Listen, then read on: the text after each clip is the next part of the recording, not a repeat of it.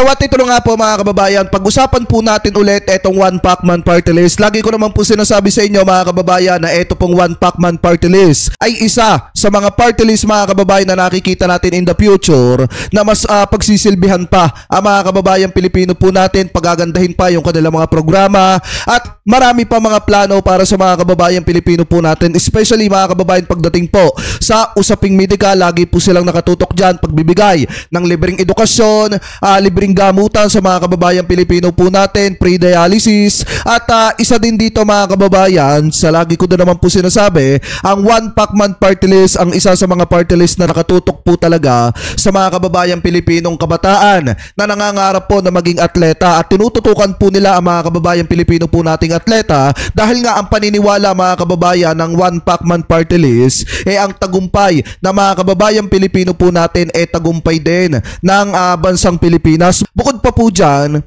sa larangan ng sports mga kababayan, alam naman po natin na samut-sari ang mga issue ngayon at ang mga ingay pagdating sa politika, yung mga awayan sa politika mga kababayan, samut-sari din yung mga batuhan ng putek. Pero kung titingnan ninyo, hindi po nakikibahagi at hindi po nakikisali dyan ang One Pacman Party List at nakafocus po sila sa kanilang mandato na tulungan at mas paglingkuran ang mga kababayang Pilipino po natin. Dahil alam naman po natin talaga mga kababayan, bukod sa larangan ng sports, tinututukan din nila ang mga kabataang Pilipino po natin na gusto talaga makapagtapos ng pag-aaral at in the future gustong magkaroon ng magandang trabaho. Dahil gaya nga po mga kababayan, ang pagbibigay po nila ng pre-scholarship, isa din po sila sa nagbibigay ng libreng trabaho sa mga kababayang Pilipino po natin. Dahil tinututukan po nila yung kalagayan at kapakanan ng mamamayang Pilipino. Kaya sana suportahan po natin sa darating na Mayo 12, ito pong One Pacman Party List. Isa sa mga party list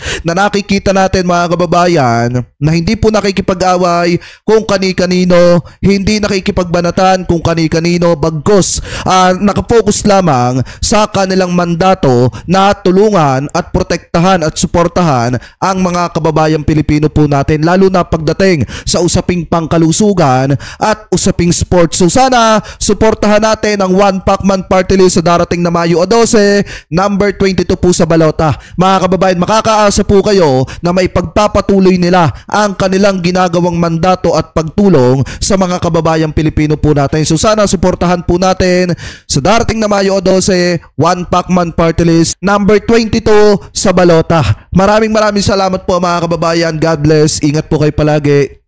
Thank you po.